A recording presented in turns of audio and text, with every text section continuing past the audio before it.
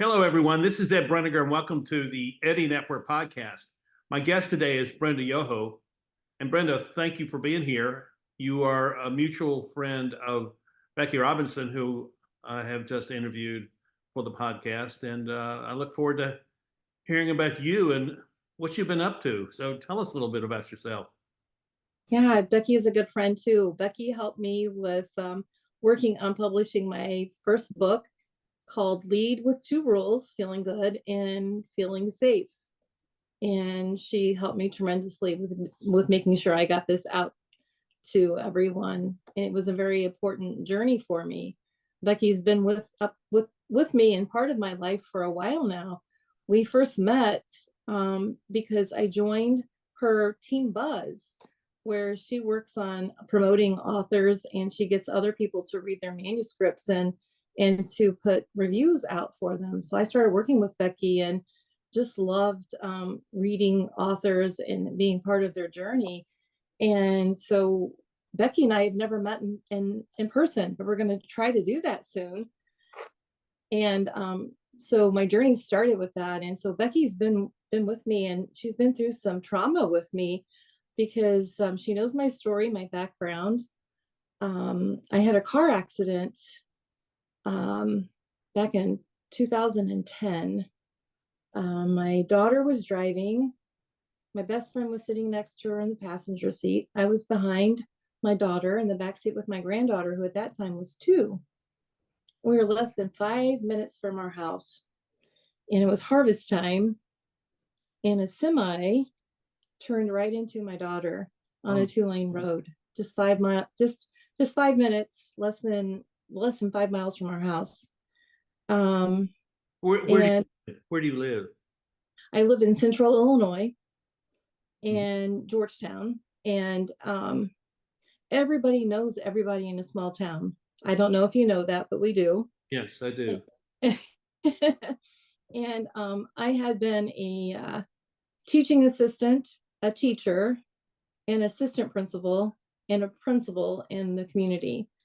And the accident happened, and I took the full force of the impact of that semi. So my daughter was in the front seat, and she was trapped, and she couldn't see anything except for me and all the blood that was coming from me. And my granddaughter wasn't saying anything. She was just in shock. And so she didn't know if anybody was alive in the back seat. I can't imagine as a mother what she was feeling. And of course, everybody who arrived on that scene either was one of my former students or a parent or a classmate or a relative of some kind. So it was really hard, to avoid, in fact, the coroner was called to the scene, and it took a couple people they're like, I can't go. I know her. I can't go, because they thought I was dead, or at least I was going to pass away. But I was airlifted, and I survived. And that's traumatic for a community. And I was a principal at a middle school at the time, and it's traumatic for kids to think that the principal died. Does it serve to bring the community together? It did.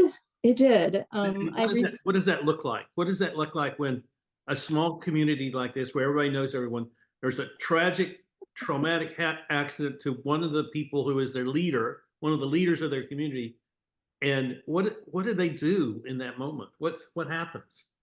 Well, so I, of course, was in the hospital, and I'm going to be honest, I don't remember hardly anything of that time, except for the fact that people took pictures of stuff for me so I can remember things. So this is what it looks like.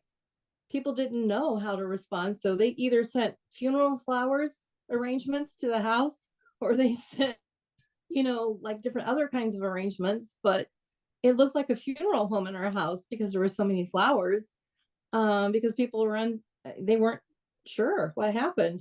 And then where the school where I was principal, people started bringing food, and then people in the community were bringing food. My husband was saying there's just the three of us, four of us here, with my granddaughter was here and my daughter was here. And he was trying to take care of all of us because we were all injured except for my granddaughter. She had no scratches, nothing, no Wow. anything. She Wow. was safe as can be in that little car seat. And we were so thankful for that. But my daughter had to have a couple of surgeries. I had, I don't know how many stitches on the side of my face, and I lost the majority of my teeth. These teeth are all implants, and had a couple of bones replaced, and it was scary. It was scary for many people. Well, you can't tell looking at you Thanks. there. I mean, I would never have known you'd had that kind of severe head injury. Yeah. That's And amazing. yeah, so Becky knew that story, but during the time that I was working on writing the book, I had one more trauma. Right before Christmas, in 2021, I was diagnosed with breast cancer. So, that was another blow. And you're going to find this shocking, but prior to the semi crash and all of that, I mean, I've been struck by lightning indirectly. I can tell you that story too, which is hard to believe. I have Crohn's disease, but I have been in recovery and remission from that for a while now. My parents did not have an education, so I grew up with not having that kind of a support system at home. My brother and sister are much older than I am, so my brother was out on his own when I was growing up in the school age time, and my sister lived at home, but she had her own business and stuff, so she was gone a lot. So, I mean, there's a lot of things that I've had to overcome. So I call myself an overcomer. And you can choose to be a victim, or you can choose to be resilient and be an overcomer. And that's what I am. Absolutely, absolutely. Um, I'm so glad you're here. This is what a powerful story that you're giving to us. And I had no idea. I mean, I like the cover and I like the title of your book, but I had no idea there was all this involved. Um, so how has your life changed since the accident? I mean, and I'm not really talking about all the surgeries and all of that, but your sense of perception about yourself and the people that surround you. How's that changed? Yeah, it's changed. I'll give you the words of my former superintendent, who was my superintendent during the time of my accident. Okay. He still to today believes that nothing changed about me after the accident. He thinks I'm just as good as I was before the accident. And I thank him for that. I really do. But I have changed. I, since 2010, I cannot cry. I went through extensive testing. The part of the brain that was injured with the front hit, part of it was my emotions that were damaged. So the only emotions that I had at the very beginning was anger. That was the only thing that was present, was anger. So that was hard for me to deal with at the beginning, because I wasn't an angry person. I was always so happy-go-lucky. I still am. Takes your brain 5 years to heal. And at the beginning, I kept saying I didn't have a traumatic brain injury. I wouldn't accept it, even though I did. Yeah. I didn't accept it. And so I was fighting to go back to work because children were important to me. Mm-hmm. And one of the things that's most important about kids who are in a poverty situation, who are in a trauma situation, or are suffering from any kind of social emotional needs, if you remove a trusted adult from them, that can set off a lot for them. Mhm. And so it was so important to me, even though I had been through that life altering car accident, all I kept saying was, I want to go back to work. I want to go back to school. The kids need me. And I kept saying that over and over again. So the first chance I got, I had someone take me to the school so the kids could see me, because that was so important to me. I Yeah. wanted the kids to be able to see me. And so what's really changed, though, is that my memory of the people, part of my memory was damaged. So my recall was damaged. And I was one of those principals, I was one of those teachers, I was one of those individuals that absolutely knew every single child's name. And I knew their birthdays. I knew who they were. I addressed the child before I ever addressed anything else. And so they recognized right away that there was something wrong with me. They knew it. I wasn't the same. And so I would hide out in my office a great deal, and I wasn't as visible as I was when I went back to work. So I tried to go back way too soon, and I ended up leaving the principalship after 2 years. I went back, and I just wasn't the principal I wanted to be. Even though I was performing okay, I was getting things done, but I wasn't.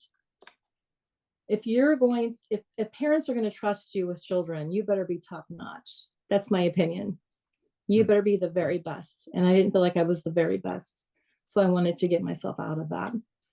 And as I said, my superintendent at that time did not want me to leave the district. And so encouraged me to apply for all the jobs that were open in the district. And so I ended up in the district's office as a director. And I wasn't having those day-to-day decision-making things I was having to do with kids. I was doing paperwork, which I hate paperwork, but it kept me in the school system. And so I did that for 5 years until a new superintendent came, and they kept putting more and more pressure on me with more and more work. And then my health, I couldn't take all of that, because at the same time that she was doing that, the incident of the car crash, the lawyers had gotten together and the trial was coming to talk about this. And then I was having some recall of all of that. It just wasn't working out for me. So I left. I left. And that's how I got to start writing the book. And I know it's an obvious question I'm going to ask you, but so why did you write the book? Well, twofold.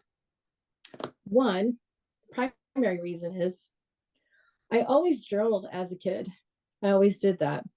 When I got to high school, I found trusted adults. Prior to that, I didn't have trusted adults in school. There was an incident, it's in the book, in third grade, where a teacher didn't make me feel good and didn't make me feel safe. I had experienced death for the first time. My mother lost her mom, and the trauma of that was horrific for me. We traveled, and I saw my grandmother. She was dying of cancer. So she was a very large woman who now I see shriveled up in a bed in a hospital room. And they had, at that time, I'm showing my age, they used to put oxygen tents over people. Yeah. And it just was horrible. And I missed a lot of school. So when I got back to school, the teacher, I failed a math test. Well, of course, when you miss any kind of sections of math, you're going to, if you don't get support with that, you're going to miss some concepts. And so I failed. Mm-hmm. So I took the test home. My mom signed it. But here's where the problem was for me. My parents did not know anything, but my mom knew how to write her name. And it was beautiful. It really was. She took such great pride in her signature, but she knew it was going to the teacher, so she didn't like the way it looked the first time she wrote it. So she erased it. She didn't like how it looked the second time. She erased it again. I said, Mom, you've got to sign the paper. I've got to start walking to school. I'm going to be late.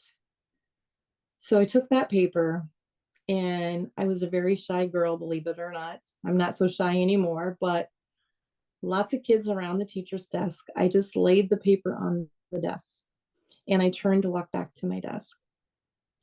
And she yelled my name, holding the paper, and said, Brenda, it looks like you signed this paper and not your mom. Out to the hallway.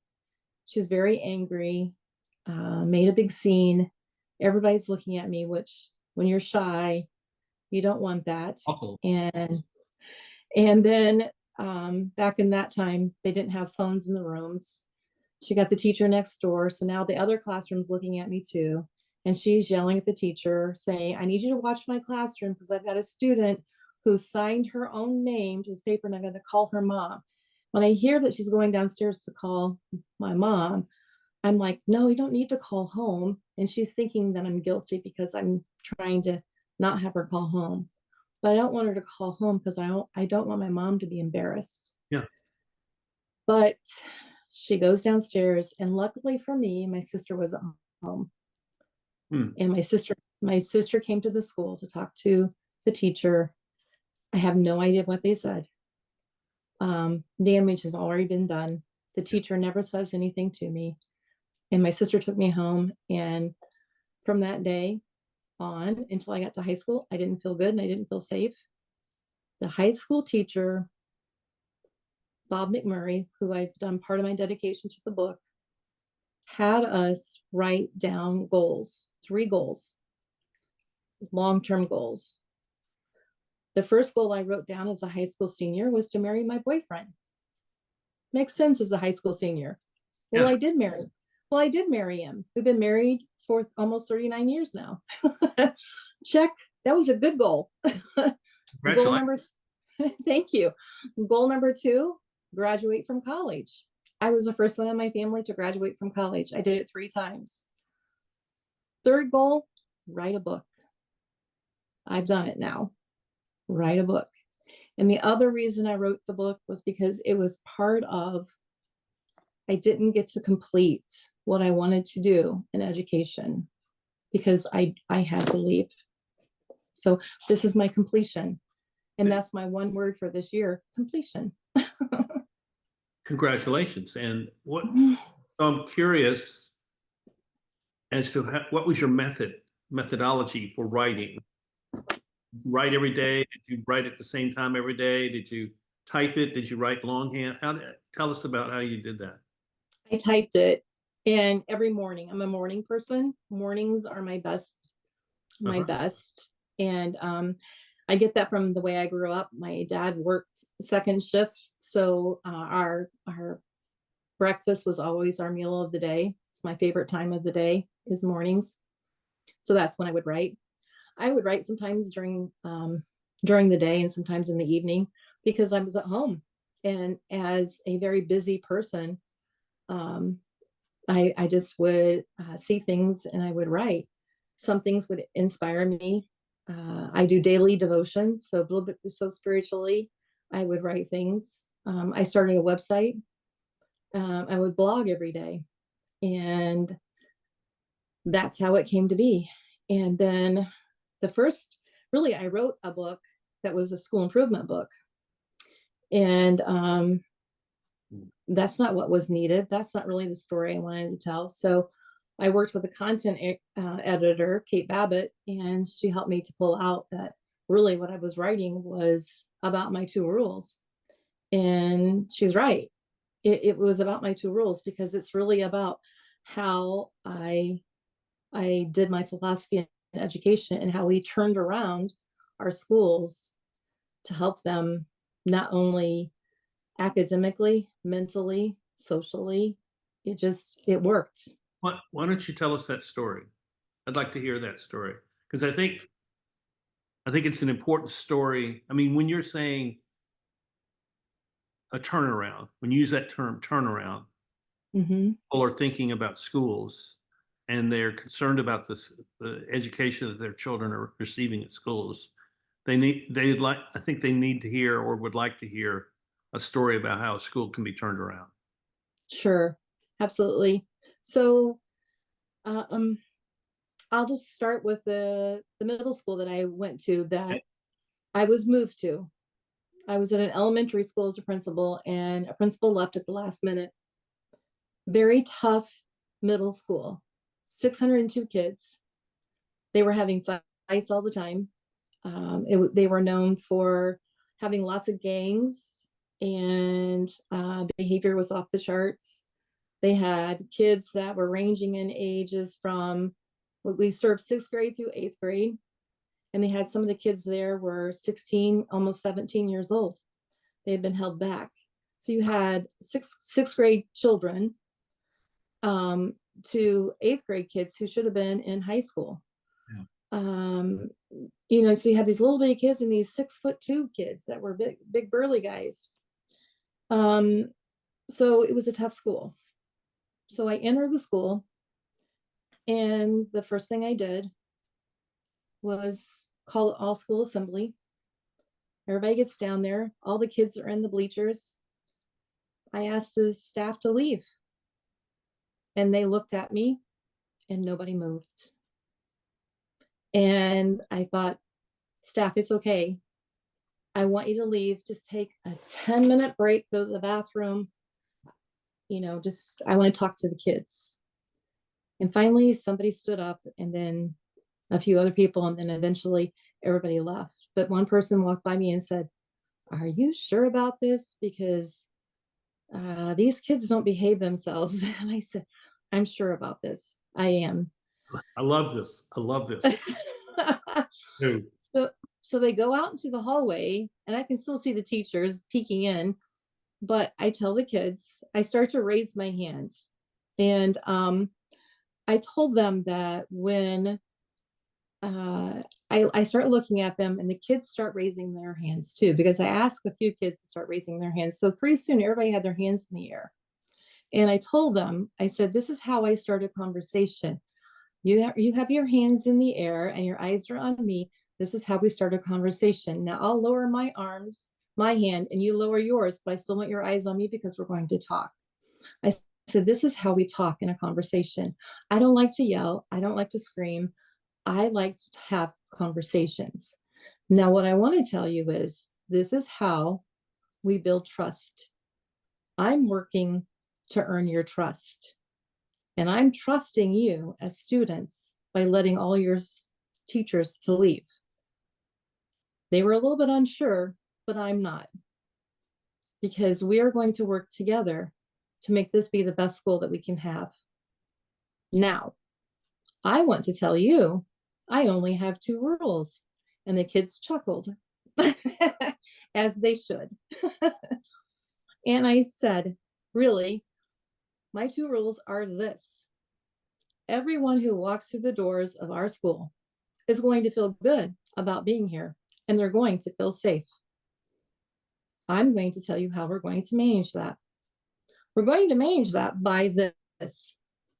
We have this student handbook that has all of the rules in the book, and then followed by the consequences. I'm going to ask you, before you say anything, ask yourself, is this going to make me feel good? Is this going to make others feel good? Is what I'm going to do going to make others feel safe? Is it going to make me feel safe? If the answer to any of those questions is no, you've identified a problem in need of a solution. That's where trusted adults come into play. I'm a trusted adult, and all of the teachers and staff members here in the building are going to work to be trusted adults as well. You seek out us, and we'll help you find a solution And that's how we will work to make sure everyone is feeling good and everyone is feeling safe. Because if you look at the handbook, all of those rules are about helping you and others feel good and feel safe. But see, it's all about power, and you have it because you have choice. You always have the choice. And I want you to know that it's your choice, nobody else's, but yours. So if you choose to be part of the problem or part of the solution, there's always a consequence, which is listed in the handbook. So if you're sent to me, I'm going to ask you, were you part of the problem or part of the solution? And I will wait for you to answer. And then you will be able to tell me what the consequence is for your actions and what you're responsible for. Not your mother, not your father, not your cousin, not your friend, not your teacher, but you. That's it. I'm in that audience as you're telling that. I'm thinking about all these kids that I've known over the years. I used to be a Boy Scoutmaster of troop. You know, we had about 35 boys in the troop. So, and different language, different content, but we did similar things to what you're talking about. Yeah. And so what was the immediate response from the kids? They listened, and it was quiet in that gym. It was quiet. They all listened and they all understood.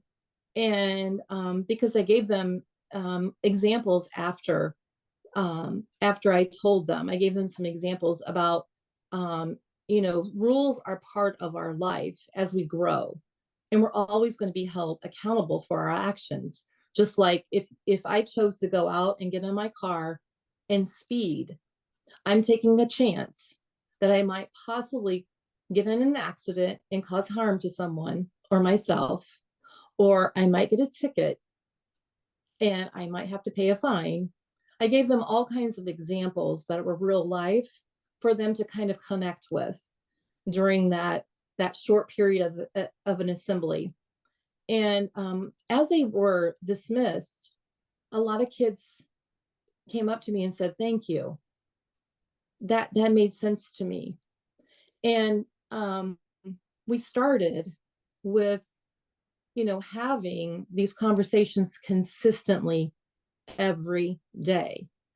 So the kids were constantly hearing about feeling good and feeling safe and the questions. And then we were constantly saying, do you want to be part of the problem or do you want to be part of the solution? And we were always saying, it's your choice. It's your choice. And because I think that people forget, these kids are smart and they know they have choices. Yeah. And the problem that we have right now, and I'm just gonna point blank say it, society right now is a reflection of what we have allowed to happen. And when I say we, I mean home, school, community, all of us together have done this, not just school. It's not school's fault. It's not one person's fault. It's all of us collectively together because we've allowed this to continue to happen. Well, what you did was establish two core values for the school. Feel good, be safe. And those core values, when everybody can accept that, now they may not accept how that is managed, but they can accept the values themselves, then you have the basis for what you obviously did was create a more unified school, a socially unified school. So after you did this, so what did you say to the teachers? Basically the same thing. I taught them the same thing. I didn't mandate anybody having to follow those core values, as you're saying. I just explain to them what this is my vision and this is my philosophy. This is what I'll be doing. And they started doing it too. It wasn't a set, you can't push something on anybody, because once again, I'm going to go back to the focus of choice. It's all about choice. But once they start seeing things that are happening, because see, when you're teaching this philosophy, kids start to pick up self-regulation, social awareness, self-awareness. They're building those problem-solving skills that they need, because in the book, I show some examples of how to talk to kids, and then how to draw the visual boards for them. I had the opportunity to really show the kids visually how to map it out when you have a problem. So when I had a student who, and I had some tough kids. I had a kid with an ankle bracelet because they were on parole. I mean, a middle school student on parole, that's pretty tough. But if you don't provide the kids with some hope and some opportunities, then you're missing out.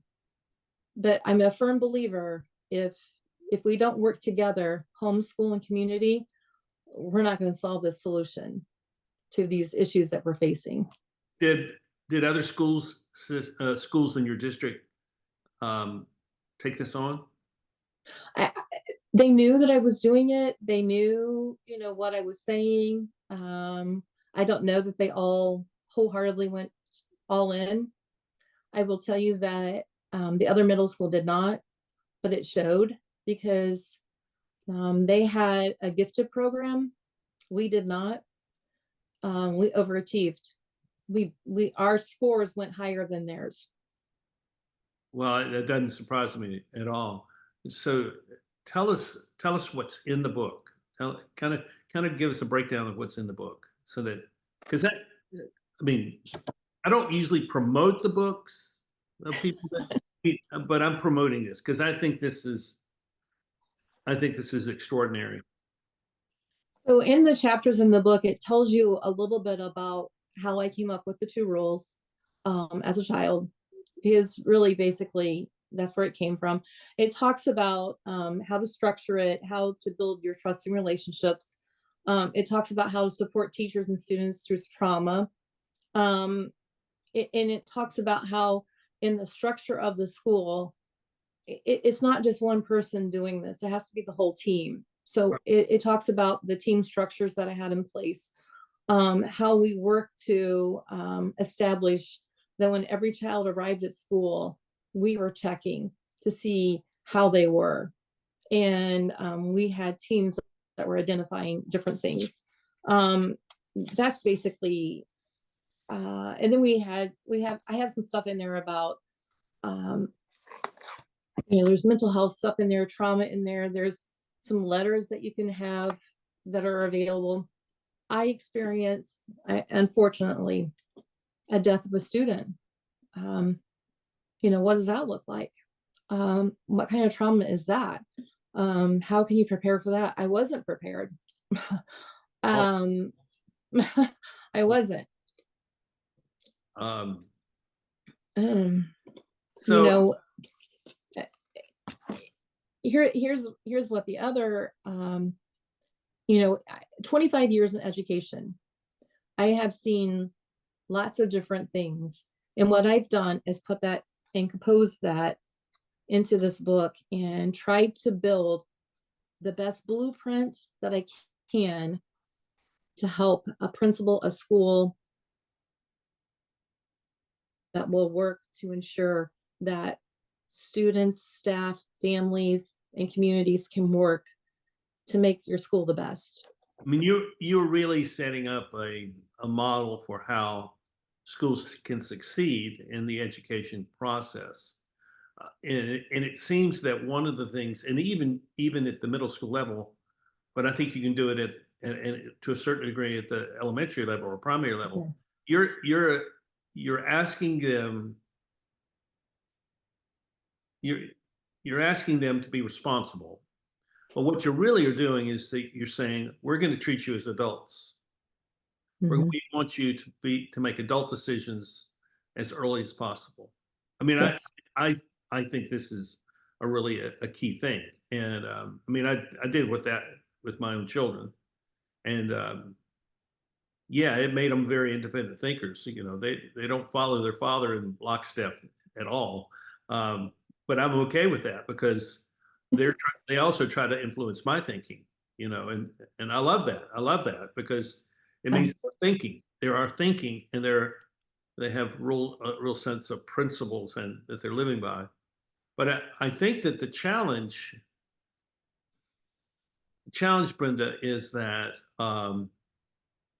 we, particularly large educational districts, they lose touch with this is the mission of a school, and they become more focused on the larger social environment or the political environment of the school, and they're trying to appeal to that rather than what is in the best interest of the child.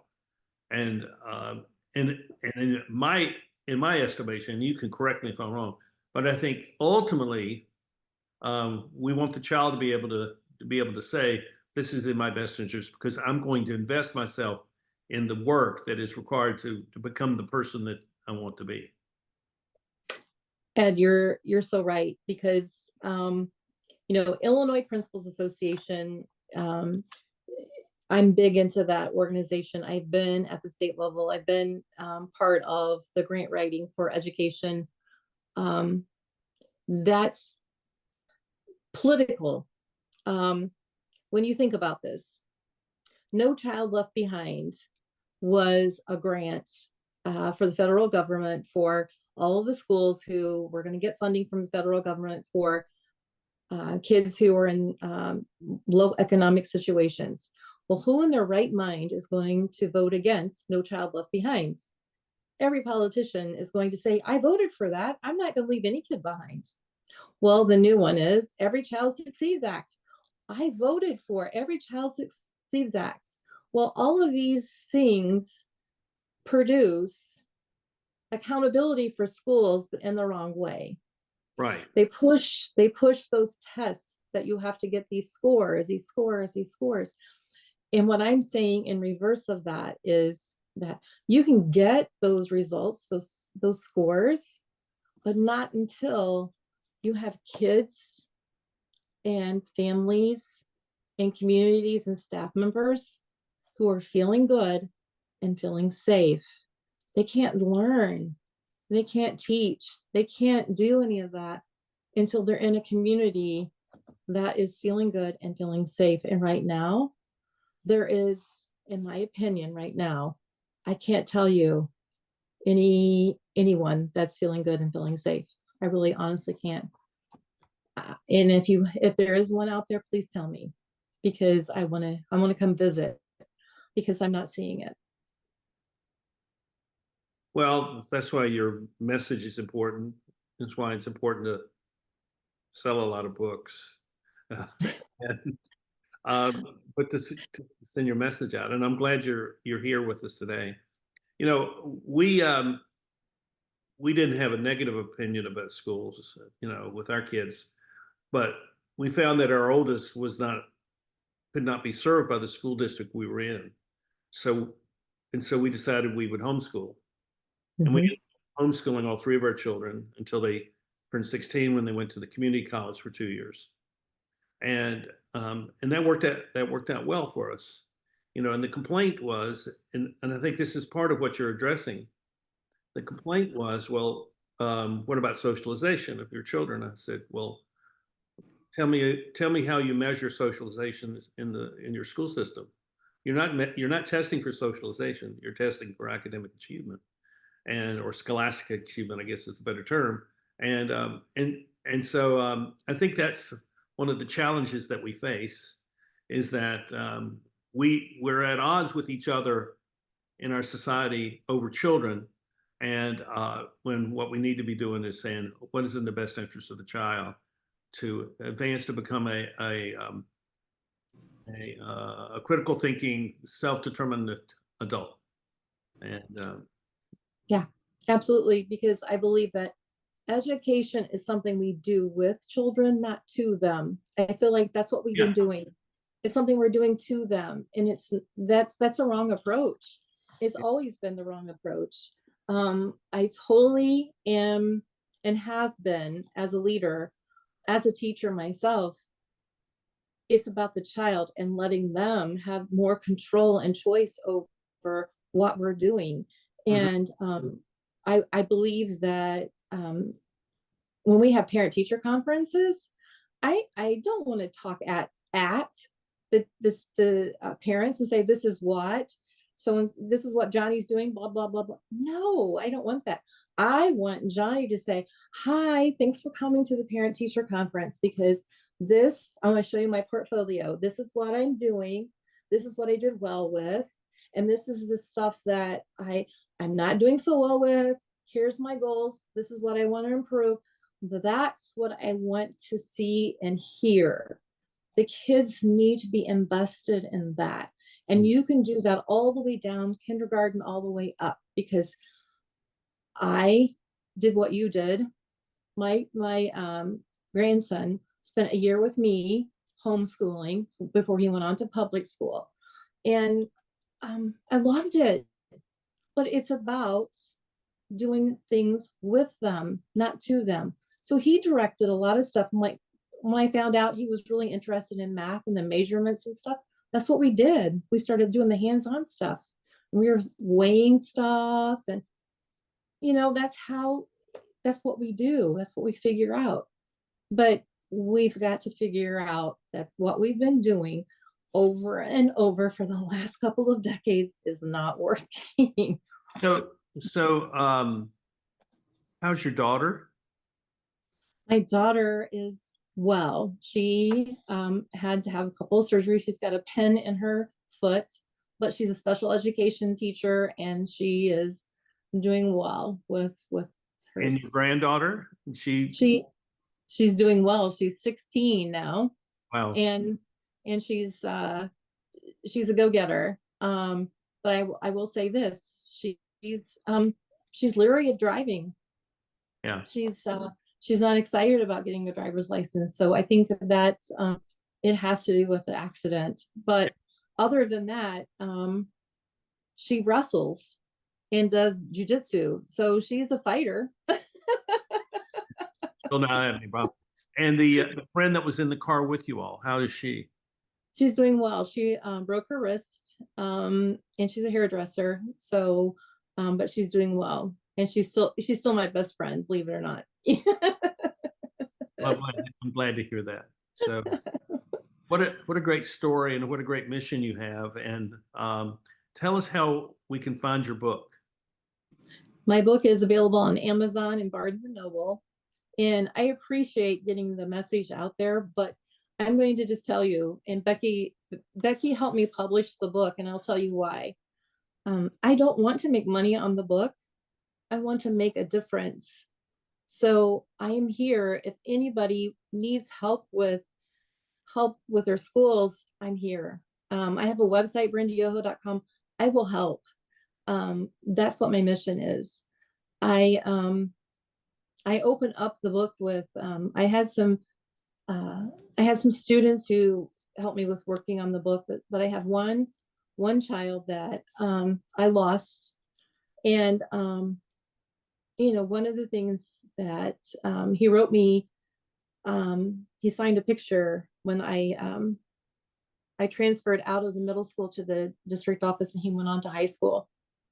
He wrote me a message that said, "Thank you for never giving up on me." And I didn't give up on him. He was in the gangs. And he had been arrested with a gun and different things, but I never gave up on him. And I always gave the kids my cell phone number. I did, because if they needed help, I wanted them to call me. And he called me at my office, and my secretary got me. He needed help because his mom kicked him out of his house when he was 18. Mm-hmm. And he needed help because he wanted to change his bus so he could go to alternative school to get his GED. And I helped him with all of that. But at the age of 19, he was found shot in a car. Oh, And he's my only kid that it will really pushes me to really try to reach them and help them to not lose any more lives. gives you a real empty sense in your pit of your stomach, doesn't it? It does. It does. And I've lost some kids to, I lost a couple of kids to suicide, and um, they moved away.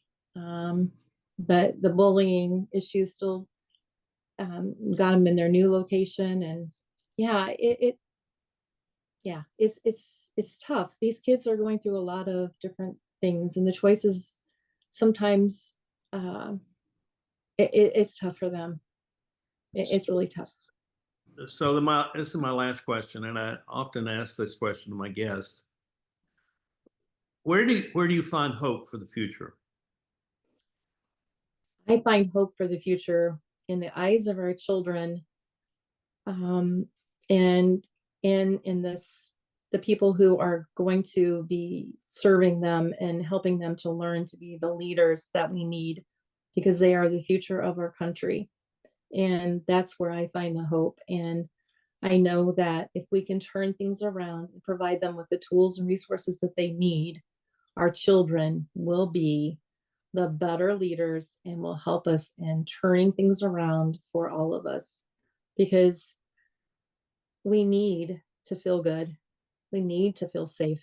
And right now, I believe that we can do that if we can work together, homeschool and community. And I find that hope with I open up my messages sometimes, and I hear from across the world. And I have a meeting with a community member tomorrow, and they're wanting to start doing some things, and I want some action steps. And I got a message from England. I got a message from Germany. So I'm hoping it's not just the United States. It's going to make some changes. I'm hoping it's the whole world. And that's where I have hope. Eyes of our children. I That's hope, our hope. I hope that happens too. Well, thank you, Brenda, for being here, and I'm really glad that you came on. Um, you talked about something that's dear to me, so thank you, thank you very much, and I thank you all for watching. And um, please sign up and hit the like button and leave a comment if you will, because I know that many of you have experienced similar things as Brenda has, and your stories are helpful. Tell your story in the show note or in the comments, because they will be helpful, and I guarantee it. And whatever you say, I'll certainly pass it on to Brenda. And again, Brenda, thank you for being here, and Thank you.